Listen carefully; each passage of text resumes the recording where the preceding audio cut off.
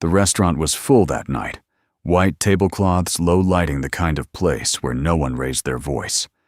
But Graham Whitmore raised his.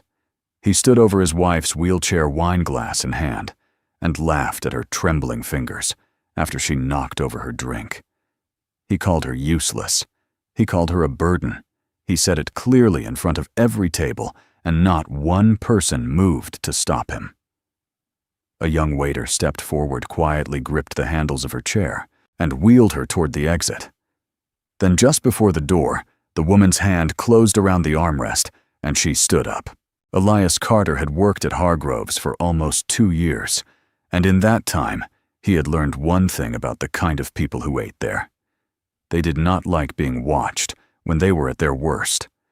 So they tipped well and smiled at the staff, and the staff smiled back, and everyone pretended the whole arrangement was perfectly natural. He moved through the dining room the way he always did, quietly, efficiently, with the kind of controlled stillness that came not from comfort, but from practice.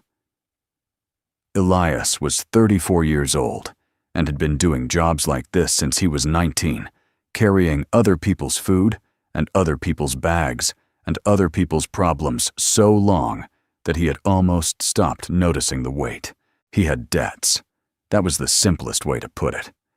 His wife Donna had been sick for 2 years before she died, and the cost of that illness, the hospital stays. The specialists, the medications that insurance covered only partially, had left him with a number he worked towards slowly every month through the restaurant shifts and the early morning delivery runs and the occasional weekend security work. He did not talk about it. There was nothing to say that the numbers didn't already say for him. He lived in a 1-bedroom apartment in Logan Square, ate simply, slept when he could, and kept moving. The grief had not gone away. He had just learned to work around it the way you learn to walk on a foot that healed wrong. That Tuesday evening, the private dining room at Hargrove's had been reserved for a corporate anniversary celebration, the kind of event where the wine cost more than Elias made in a week, and the laughter was always slightly too loud to be genuine. He'd worked enough of these to know the rhythm guests arrived in clusters. The conversation ran on status updates and carefully worded compliments, and sometime around the second course, someone always said something they would regret. Usually the room absorbed it. Usually no one outside the table ever knew. He was refilling water glasses near the east wall when he first noticed the woman in the wheelchair. She was seated slightly apart from the main table near the edge of the seating arrangement, as though she had been placed there as an afterthought. She was composed on the surface, straight-backed, dressed well, hair pinned neatly, but there was something in the way she held her hands in her lap, fingers laced tight that read, less like poise and more like endurance. Elias recognized that look. He had worn it himself most days. Her husband was easy to identify. Graham Whitmore was the kind of man who occupied a room by assumption, broad-shouldered silver at the temples, wearing a suit that probably cost $4,000 without blinking. He spoke in the declarative. He laughed at his own observations before finishing them. He was the host of the event in every practical sense, even though the reservation was technically under the company name, and the other guests moved around him with the careful deference of people who needed something from him. Elias had served men like Graham before. He did not dislike them on principle. He simply knew what they looked like when no one was watching. The incident happened midway through the third course.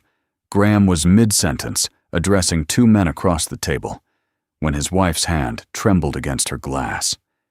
It was a small thing, the kind of tremor that comes from pain held too long without acknowledgement, and the glass tilted and the wine spilled across the white linen. It wasn't a dramatic moment. It was quiet and accidental and entirely human. Elias was already moving toward the table with a cloth when Graham turned. Graham did not lower his voice. "For God's sake, Celeste." He set down his own glass with a precise, contemptuous click. "Can you not manage a single glass of wine without making a scene?" The table went still. Not dramatically, just the specific, loaded stillness of people deciding all at once not to look. A few guests examined their plates. One woman near the window found something suddenly interesting about her phone. The two men Graham had been talking to both developed the same distant diplomatic expression, as though whatever was happening was occurring somewhere slightly to the left of their field of vision.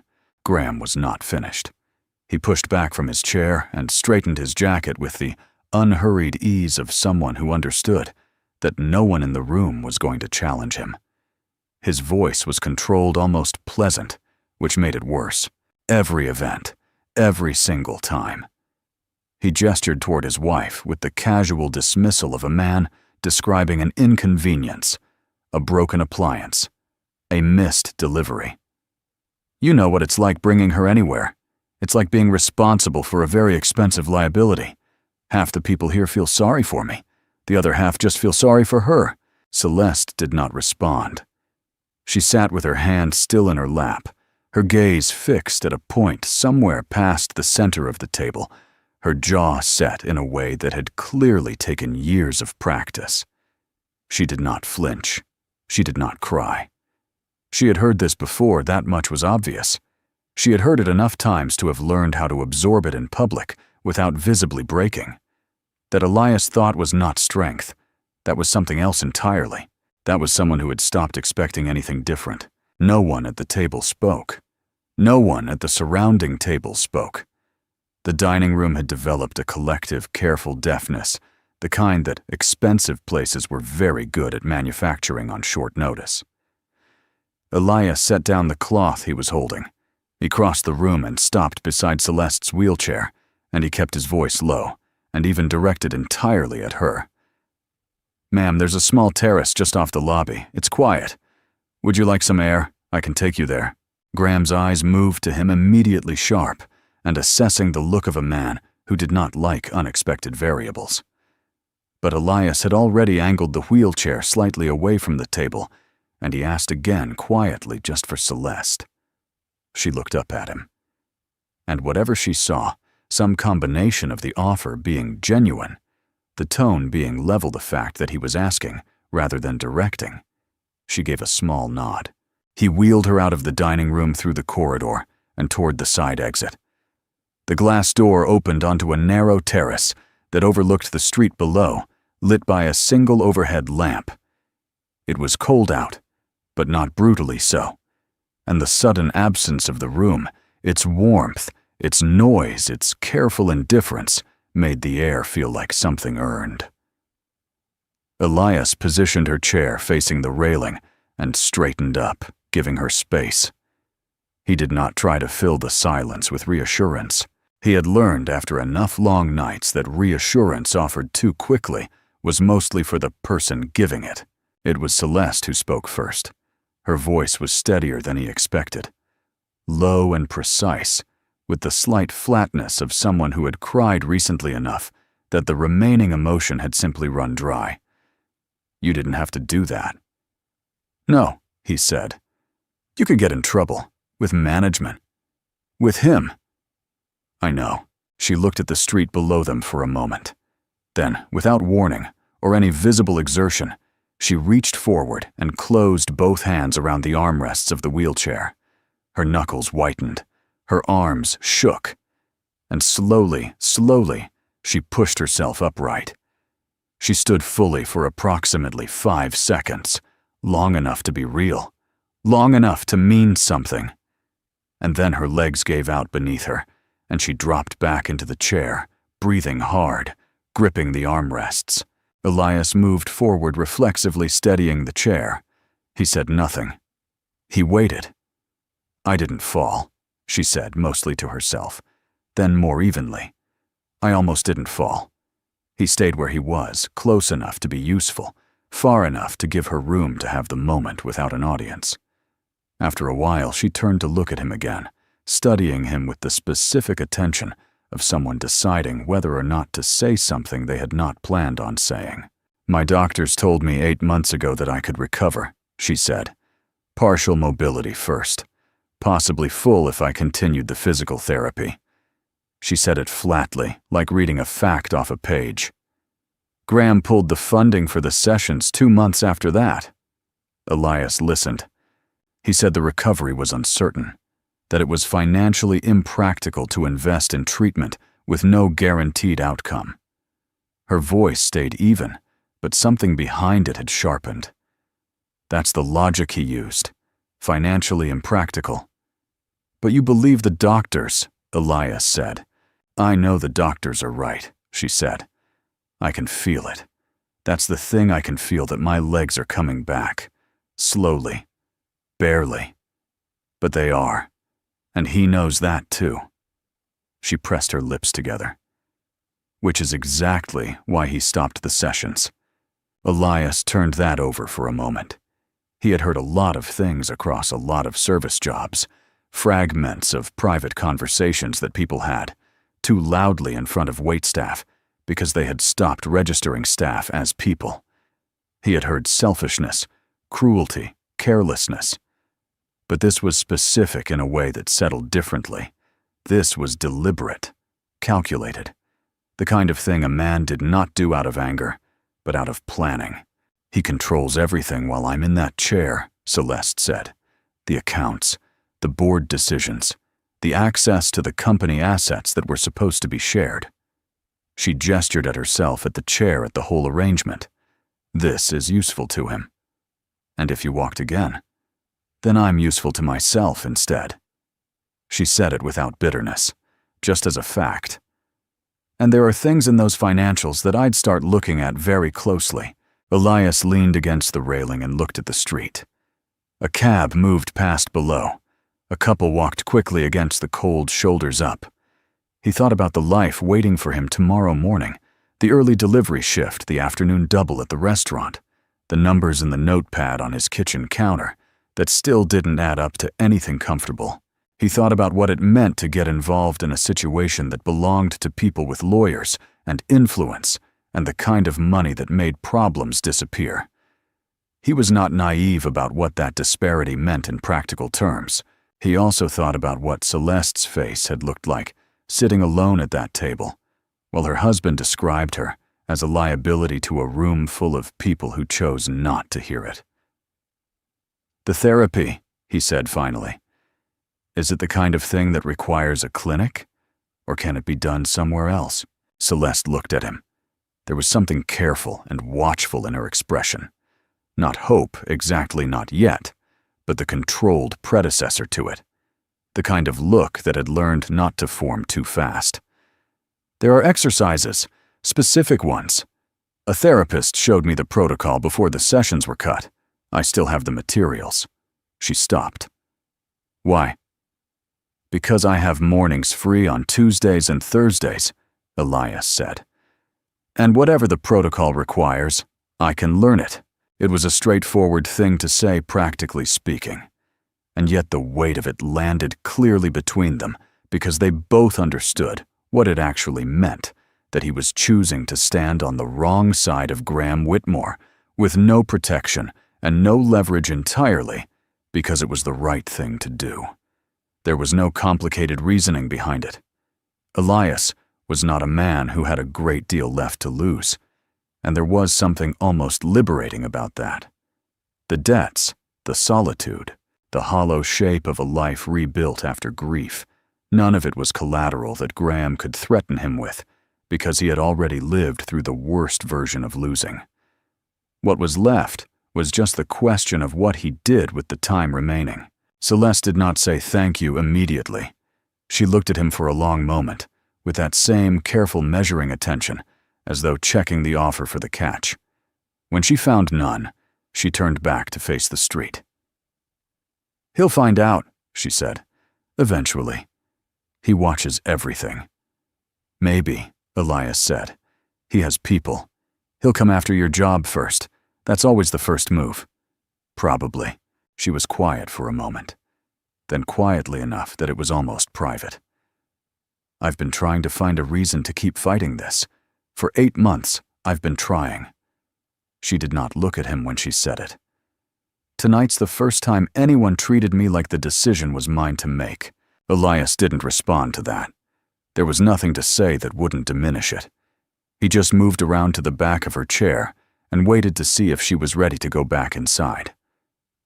After a moment, she straightened her jacket, settled her hands in her lap, and gave a small nod. He wheeled her toward the glass door.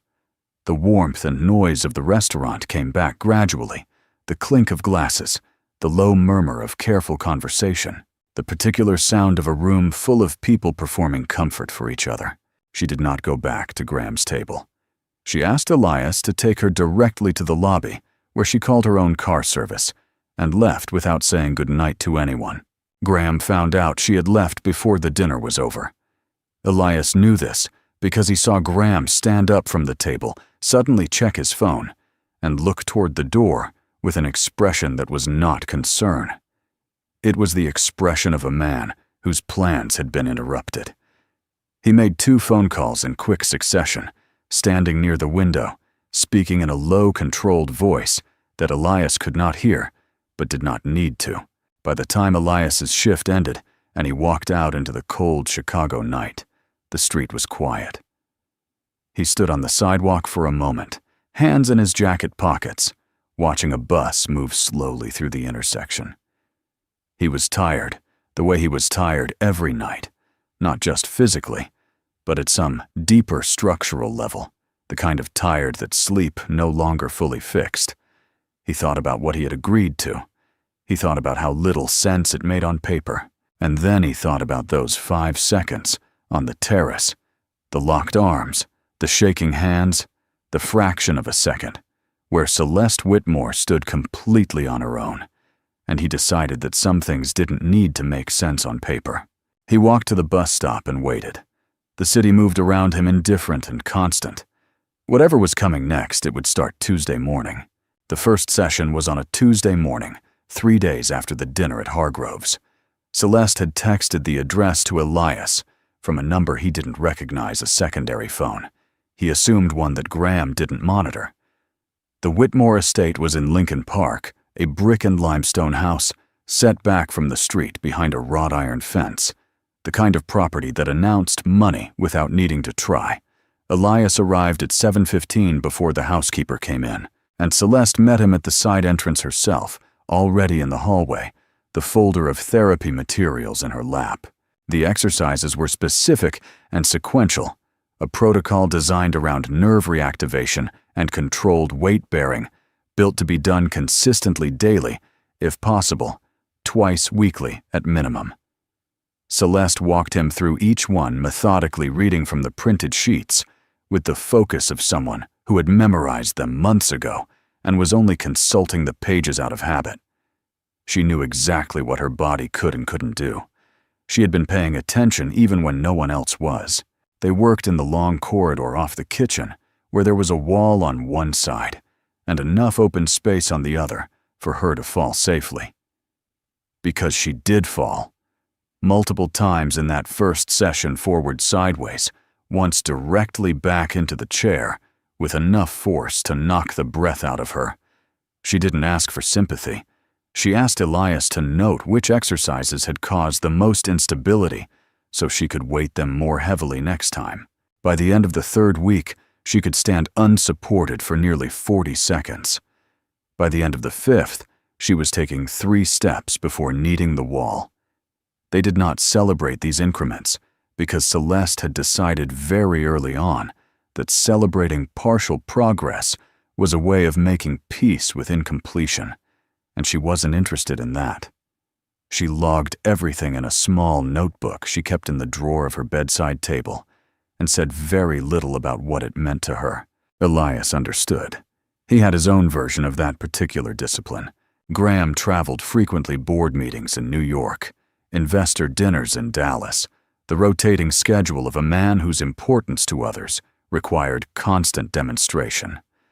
Celeste had learned his patterns across years of marriage, and she mapped the sessions around his absences with the same precision she brought to everything else. For a while it worked. The house was quiet, the housekeeper was discreet, and the sessions accumulated without incident. Then Graham started coming home early. It happened twice in the same week, once on a Wednesday, once the following Friday, both times without advance notice. He did not say anything directly. He simply walked through the corridor where they worked and observed briefly, before continuing to whatever room he was going to. But his expression both times carried a specific quality that Elias recognized the look of a man filing information away for later use. That same week, Celeste noticed a car parked across the street that had not been there before. It was there Tuesday morning and gone by noon. It was back Thursday, different plates, same make. Graham also began a quieter campaign at home. Not confrontational, not angry, but persistent in the way that water is persistent. He would mention offhandedly at dinner that Dr. Harmon, the specialist, who had originally outlined Celeste's recovery plan, had apparently revised his projections downward. That the therapy approach she had been pursuing was considered outdated in the current literature. That he had spoken to 3 other physicians who were skeptical. None of it was verifiable. None of it was meant to be. It was designed to be repeated often enough that the uncertainty became its own kind of weight. "He's trying to make you doubt the process," Elias said on a Thursday morning in late November, after Celeste repeated what Graham had said at dinner the night before. "I know that," she said. "Knowing it doesn't make it stop working. How much of it is working?"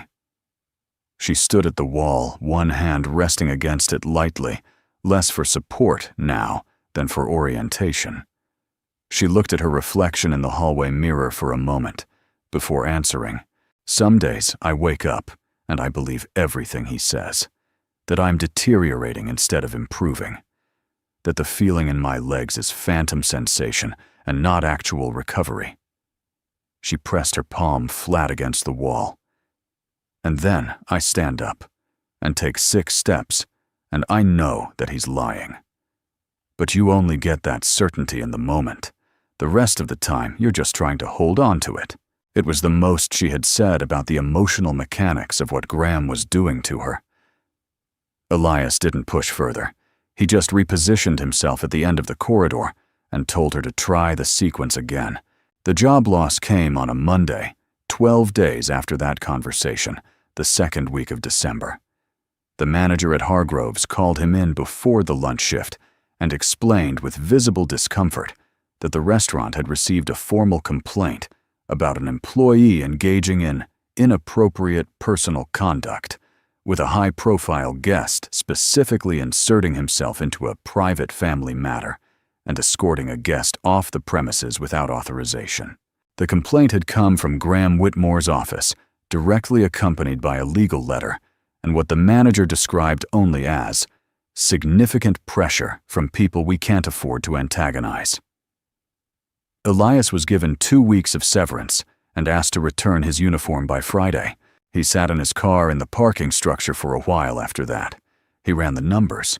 Without Hargrove's, he was short about $900 a month manageable if he picked up extra delivery shifts uncomfortable, but not catastrophic.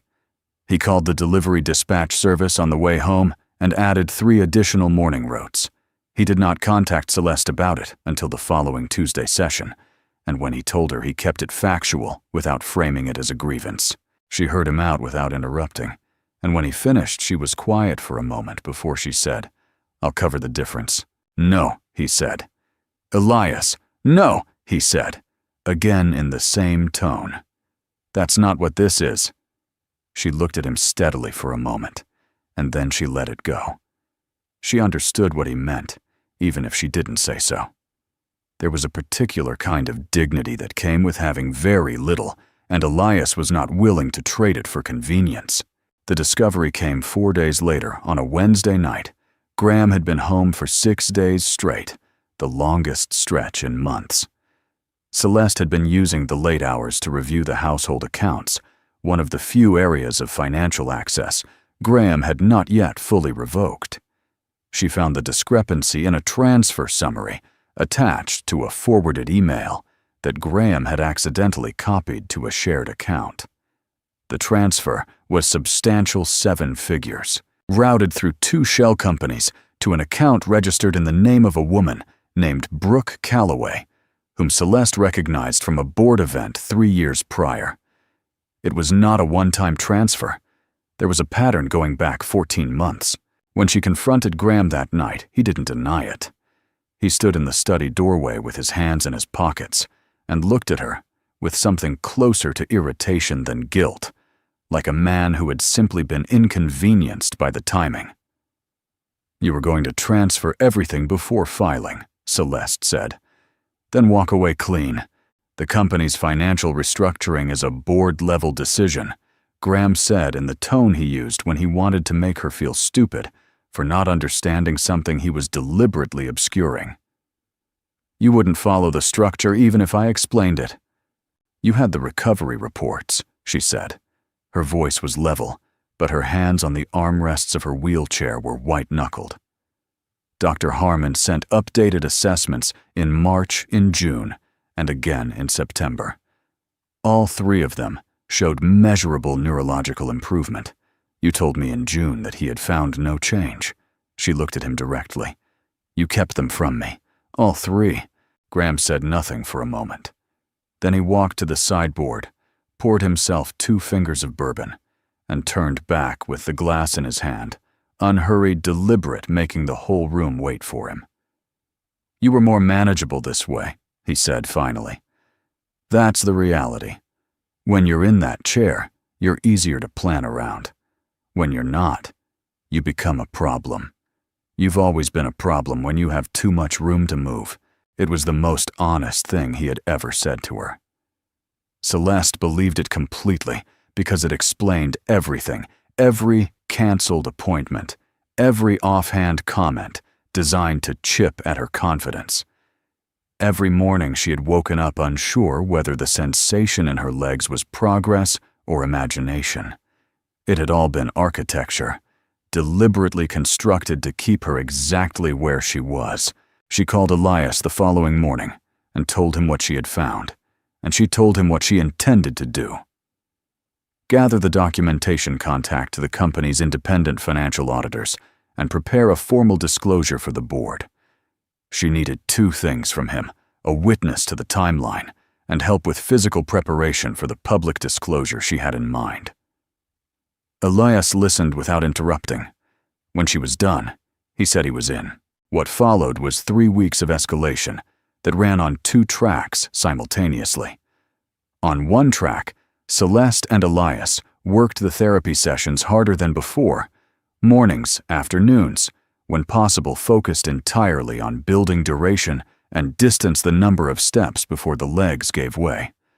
On the other track, Graham responded to what he clearly sensed was a change in his wife's disposition by tightening every control he had access to. He froze the household accounts tied to Celeste's name. He dismissed the housekeeper, the only domestic staff member Celeste had trusted, with 2 days' notice. He canceled her standing car service account, eliminating her primary means of independent transport. He did all of it through the legitimate instruments available to him as the controlling partner in the marriage, and he did it efficiently, without anger, because anger would have required him to acknowledge that she was a threat. The pressure on Elias came differently. One evening after a delivery shift, 3 men were waiting near his car in the parking lot behind his apartment building. They did not identify themselves or explain the message. They didn't need to. He walked away with a split lip and 2 cracked ribs, and a very clear understanding that someone with resources had decided he was an expendable variable. He taped the ribs himself, iced the lip, and showed up at Celeste's side entrance the following Tuesday morning, 9 minutes early. Celeste saw his face and said nothing at first. Then, he crossed a line. "He crossed several," Elias said, "which is useful. Documented injuries are evidence." She looked at him for a long moment, and something moved in her expression that she didn't quite suppress, some combination of gratitude and guilt that she clearly didn't know what to do with. "You should stop," she said. "You should walk away. Reasonably practically, you should walk away." "Probably," Elias said.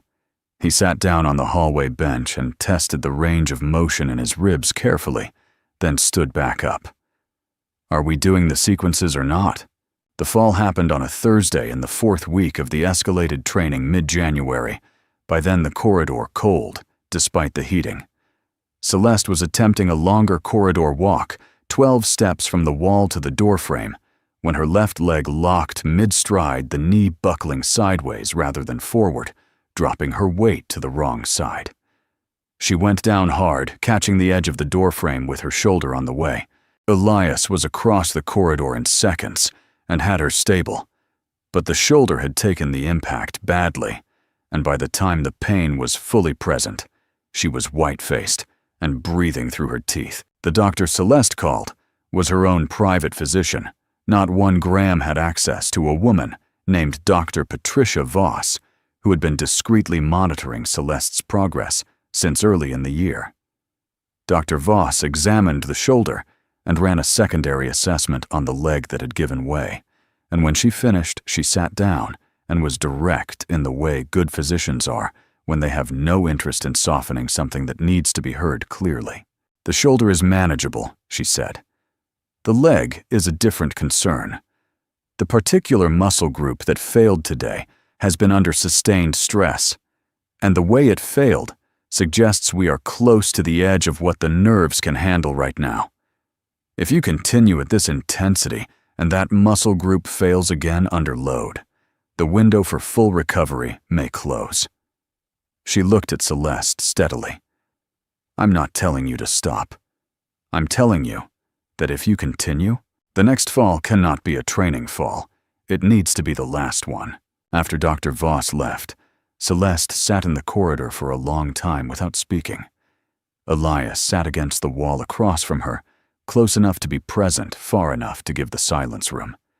Outside, through the high window at the end of the hall, the sky had gone the flat gray of a Chicago afternoon in mid-January, and the light was already thinning toward early evening. "There's an event on Saturday," Celeste said eventually. "Graham's deal announcement. The Alderton merger. It's the largest acquisition of his career. He's hosting it at the Meridian Grand." She turned the notebook she was holding over in her hands without opening it. "Every major investor, every board member, every press contact he has will be in that room. He's already told me I'm expected to attend." Her mouth moved briefly in something that wasn't quite a smile. "He wants me there, in the chair. It makes him look like a devoted husband managing a difficult situation. It's always worked before." "You're thinking about doing it there," Elias said. "I have everything," she said. "The transfers, the hidden reports, the account documentation. I've had it prepared for 10 days. She set the notebook down in her lap. "If I'm going to do this, that room is where it has to happen, in front of every person whose opinion actually costs him something." Elias thought about the doctor's words. He thought about the cracked ribs still taped under his shirt. He thought about what it meant that Celeste had survived everything done to her over the past several years, and was now sitting in a cold corridor, measuring the distance between where she was and where she needed to be, with exactly the same quiet precision she brought to every other impossible calculation in her life. "2 more sessions before Saturday," he said. "We work the left leg specifically, short distances, controlled weight, not 12 steps 4. Solid, stable, repeatable. We don't need distance. We need the left leg to hold long enough for you to get to that stage under your own power." She looked at him. 4 steps won't get me to the podium." 4 steps will prove the leg can carry you," he said. "Once it knows it can, so will you. The rest is momentum." She held his gaze for a moment. It was not a guarantee. They both knew that. It was simply the honest mechanics of what they had left to work with, and she had never wanted anything other than honesty from him. She opened the notebook to a fresh page, clicked her pen, and wrote the date at the top. Whatever was coming, she was going to be ready for it. The Meridian Grand occupied the top 2 floors of a building on Michigan Avenue, and on the night of the Alderton merger announcement, it was exactly the kind of room that Graham Whitmore had been building his entire career toward. 300 guests. Every investor who mattered, every board contact he had cultivated over 20 years, press people from 4 financial publications, and a staging setup that made the whole event feel less like a business announcement and more like a coronation. Graham had planned it down to the lighting. The centerpiece podium was positioned so that whoever stood at it would have the full room behind them, a visual designed to make the speaker look inevitable. Celeste arrived in the wheelchair as expected. Graham had arranged for her to be seated near the front of the room, visible enough to read, as the devoted wife, far enough from the stage that she would not interfere with the optics. She was dressed carefully, a dark, structured jacket, her hair down, and she had brought nothing with her that looked like documentation. The files were on a tablet inside her small clutch, encrypted and ready, connected to the event's presentation system through a contact she had arranged access with 3 days prior. She had been precise about every detail. She had also taken a low dose of a prescribed pain inhibitor 2 hours before arrival, at Dr. Voss's instruction to manage the nerve sensitivity in the left leg through the evening. Not enough to compromise function, enough to give her a controlled window. Elias was not in the room.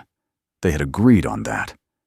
He was in the lobby in a jacket and tie that did not belong to a uniform, waiting near the east corridor. His job was proximity, not presence.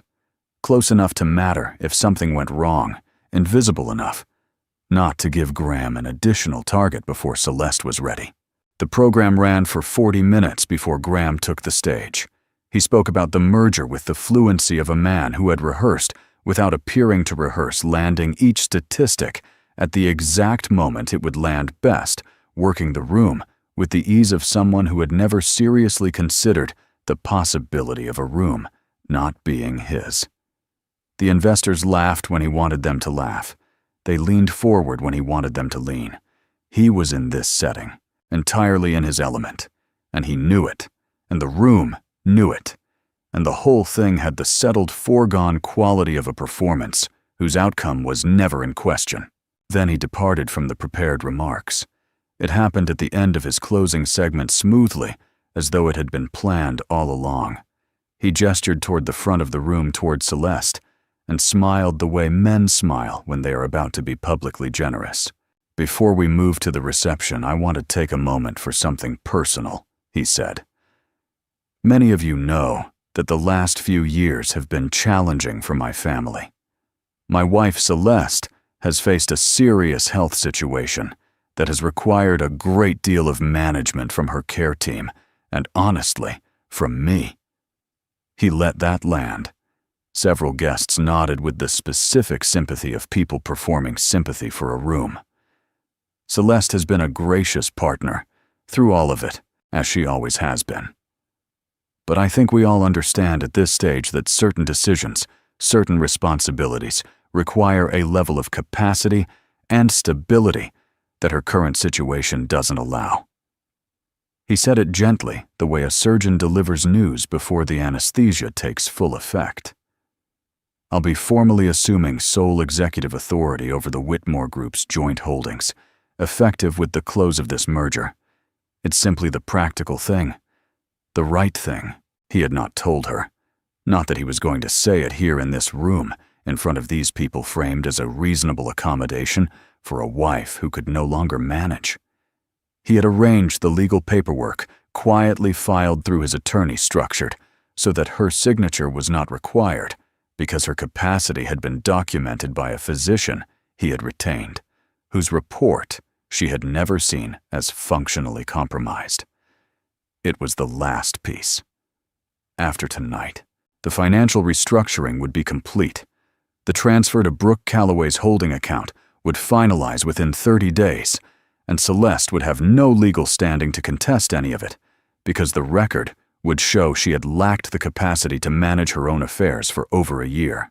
Graham was already stepping back from the podium, gesturing for 2 event staff members to wheel Celeste forward toward the center of the room, toward the stage, clearly intending it as a tableau. The devoted husband, the incapacitated wife, the magnanimous assumption of burden. A performance of care that was actually its final instrument of control. The staff members moved her chair forward. The room watched. And then Celeste reached down and set the brake on the wheelchair herself. The 2 staff members stopped. Graham from the side of the stage registered the movement and went very still. Celeste opened the clutch in her lap, removed the tablet, and held it in one hand. She looked at the room, not at Graham, not at the stage, but at the room itself, steadily the way a person looks at something they are finished being afraid of. Then she closed both hands on the armrests and pushed herself upright. Her legs held. The left one trembled. She could feel the deep, specific vibration of muscle fiber working at the edge of its current capacity, but it held. She had done 4 steps in training. She had done them clean, both sessions, no variance, exactly as Elias had called it. What she hadn't told him, and what she understood now with complete clarity, was that the training steps and these steps were entirely different animals.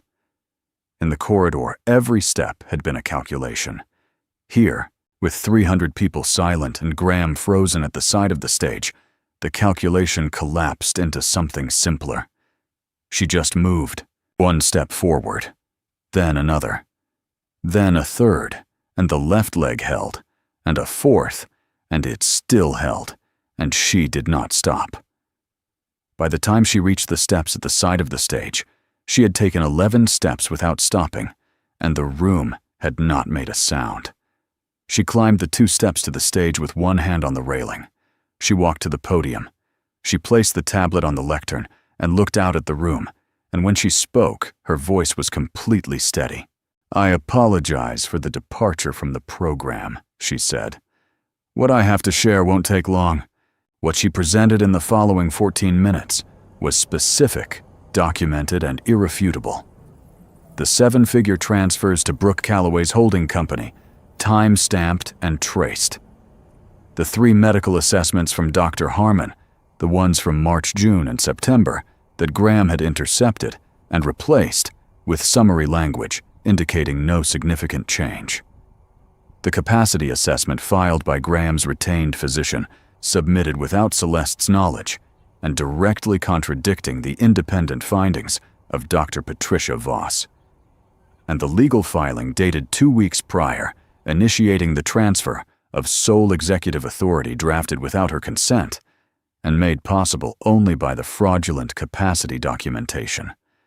She walked through each document once clearly without editorializing. The room did not need her interpretation. The document said everything they needed to say. Graham did not move from the side of the stage for the first few minutes. Then, when it became clear that the room was watching the documents and not him, he walked toward the exit at the back. He made it halfway before 2 of the company's independent board members stepped in front of him, not physically stopping him, but standing in a way that made departure feel inadvisable. He stopped. He turned and looked at the stage one final time, and his expression was not rage. It was the expression of a man who had simply run out of room to operate. By morning, 3 board members had called for an emergency audit. Graham's attorney issued a statement by noon that used the phrase, "full cooperation with any review process." The financial press ran the story by early afternoon. The Alderton merger was formally paused pending the outcome of the inquiry. Celeste left the Meridian Grand that night on her own feet. She made it to the lobby before her legs required the chair again, and she sat down in it without embarrassment, because the point had never been permanence. The point had been the room. The point had been 11 steps in front of every person whose opinion had ever been used as a tool against her. Elias was waiting near the east corridor. He saw her come through from the main hall, walking, then sitting, then being wheeled by an event staff member toward the lobby, and he did not say anything for a moment. He just looked at her with the specific expression of someone who already knew what had happened and was still processing the weight of it being real. 11 steps, she said. "I counted," he said. She smiled at that, briefly, tiredly, the smile of someone who had been holding an enormous amount of tension for a very long time and had just been given permission to set it down. The months that followed were not simple. That was the honest version of it. Graham's investigation moved through the legal system with the slow, grinding momentum of institutional processes that could not be rushed by either side. The forensic accountants worked through the company's financial structure layer by layer, and with each layer came new documentation that required Celeste's attention, her testimony, her signature. She was present for all of it. She also continued the therapy sessions with Dr. Voss, now formally supervising, and the progress she had made in the corridor of her house continued to compound in the structured clinical setting. The sessions were harder in some ways, more precise, more demanding and easier in others, because she was no longer doing them around the edges of a life that was actively trying to stop her. There were mornings when the legal process felt endless, and the recovery felt slow, and the sheer volume of what Graham had taken from her, not just financially, not just physically, but years of her own confidence in her own perception, felt like something she would never fully account for. She told Elias this one morning in February, sitting in the therapy room at Dr. Voss's clinic, while the snow came down outside, in the particular flat, relentless way Chicago delivers February. She said it plainly without performing the difficulty or understating it. Elias listened. Then he said, "You know what it's like to be behind on something for years, and not know if you'll ever catch up, and you just keep going anyway, because stopping doesn't actually solve the problem." He looked at his hands for a moment. "That's just what this is. You keep going. The math takes care of itself eventually." She looked at him for a long moment. They were both quiet people, both accustomed to carrying large things without an audience, and they had been in each other's company enough by now that the silence between them had a texture not empty, not uncomfortable, but populated with the particular understanding of two people who had each seen the other at a low point and stayed anyway. "Donna," she said. She had known about his wife for months. By then he had mentioned her once, briefly, factually, in the way he mentioned most things about himself. "Did you ever stop feeling behind what?" He thought about it honestly, the way he did everything. "Some days," he said. "It comes and goes. But it's different now. It used to feel like a deficit. Now it just feels like part of the shape of things." He looked at the window. "Doesn't hurt the same way." That conversation was the closest either of them came for a long time to acknowledging what had been building between them, something neither of them had been looking for, and both of them had arrived at sideways through shared difficulty and mutual respect, and the specific intimacy of showing up for someone over and over in the unglamorous middle of things. They did not rush it. They were both by temperament and by experience, people who understood the value of not rushing things that were already moving in the right direction. By spring, Celeste had regained full functional mobility, not performative functional. She walked to the clinic. She walked through grocery stores. She walked the long corridor of what had been the marital home, now entirely hers, pending the divorce settlement without thinking about it. The wheelchair stayed in the front hall for a while, and then one morning she moved it to a storage room without ceremony, because it had served its purpose, and she no longer needed it as a symbol or a weapon or a reminder of anything. The company's board formally reinstated her executive authority in April, following the completion of the financial audit. Graham was removed from his position and faced a civil action from 3 sets of defrauded investors. His attorney was already negotiating terms. Brooke Calloway's holding company was dissolved. The transfers were reversed where they could be reversed and litigated where they couldn't. Celeste did not gloat about any of this. She just went to work. She established the Whitmore Foundation in June, a charitable organization focused on support services for disabled individuals who had experienced financial control or emotional abuse from partners or family members. It was specific because she had been specific about what she needed when she needed it and found nothing available.